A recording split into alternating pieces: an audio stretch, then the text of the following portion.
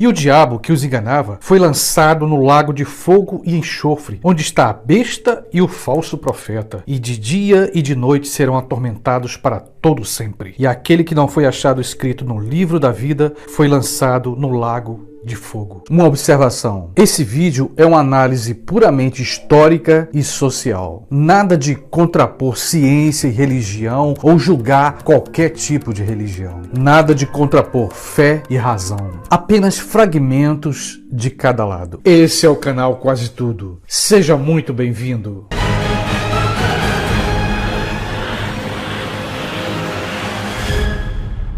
Falar do diabo não é uma coisa fora do contexto. A gente sabe que o livro mais importante para o cristianismo é a Bíblia Sagrada. E lá no Velho Testamento nós encontramos de vez em quando a presença do diabo. Mas é no Novo Testamento onde a presença do diabo é bastante marcante. Quem não lembra aquela passagem onde Cristo está jejuando no deserto e o diabo aparece para ele oferecendo riquezas se Cristo o adorasse? E mesmo depois, os autores, outros escritores da Bíblia também praticaram isso que nós chamamos de exorcismo. O tempo foi passando, mas foi principalmente na Idade Média que o diabo teve uma repercussão, um poder enorme, principalmente a serviço da Igreja Católica.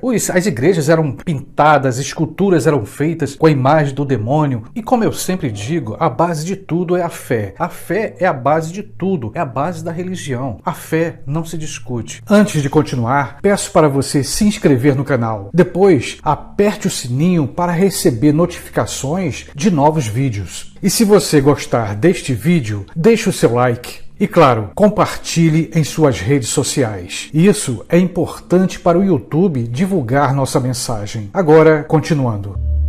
E aí talvez alguém me pergunte, por que o cristianismo? Por que eu não escolhi o espiritismo, o candomblé, a umbanda? Por dois motivos. Primeiro, para delimitar a minha interpretação. E segundo, porque o cristianismo é a religião dominante no mundo ocidental. Aliás, tem um terceiro para eu não esquecer. É porque na minha pesquisa eu me debrucei exclusivamente sobre o cristianismo. Detalhe, nessa relação entre cristianismo e o fim do mundo, temos uma figura de destaque. Satã, segundo a teologia cristã, o maior inimigo de Deus. O diabo tem história, tem biografia. Teólogos e historiadores não cristãos escreveram sobre a figura do diabo. Observação: quando escrevi minha tese de doutorado em sociologia, eu resolvi justamente estudar o diabo dentro do cristianismo. Enquanto pesquisava e escrevia minha tese, eu não imaginava como um homem moderno ainda sente tanto medo da figura do diabo. O meu objetivo na tese não foi provar se o diabo existe ou não. Até certo ponto, o objetivo foi demonstrar como o diabo, a figura de Satã, aparecia na mentalidade do cristão ocidental. Curiosidade: aquela imagem que nós temos do diabo com chifre, todo vermelho, do inferno de fogo, aquelas imagens foram muito úteis na igreja medieval. E com certeza os artistas da época, os poetas, escultores e pintores ganharam uma grana alta em cima disso. Quanto mais feio e tenebroso, mais medo dos fiéis. E quanto mais medo, mais controle da sociedade. Ô Carlos, o que tem a ver o diabo com o fim do mundo? Isso é tudo invenção do povo. Pode ser, mas pensa comigo. O mundo do século XXI vive momentos angustiantes. A raça humana ameaçada. Ameaçada de todas as formas. Epidemias e pandemias a nível global. Destruição do clima. E ainda, para não esquecer, a possibilidade de sermos atingidos por um asteroide assassino. Seria o juízo final? Milhares e milhares de cristãos estão se perguntando sobre isso. E aqui, nesse ponto, a gente faz uma união entre passado e futuro.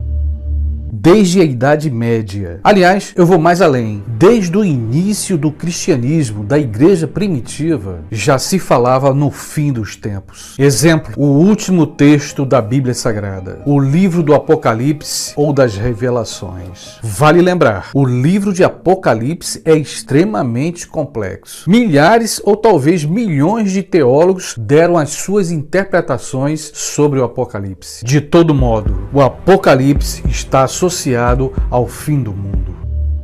A Idade Média me faz lembrar dos medos que nós sentimos hoje. Eu acho que você já ouviu falar na Peste Negra. A Peste Negra dizimou, matou quase metade ou talvez mais da população da Europa Ocidental. Durante a Peste Negra, a morte e os mortos foram uma rotina na vida dos sobreviventes. E o que diziam na época? É o fim do mundo. A Peste Negra representava a batalha final entre Deus e o diabo. O fim do mundo como castigo pelos pecados humanos. E aqui vale lembrar, no Velho Testamento aparece escrito o primeiro fim do mundo, o dilúvio, a terra, a raça humana destruída pelas águas. Mas, de acordo com os intérpretes do Apocalipse, o segundo fim do mundo será pelo fogo. O juízo final, o fim dos tempos, sempre foi anunciado dentro do cristianismo. Cientistas e cristãos sabem que o relógio do juízo final está chegando à meia-noite. Cada um com seu olhar.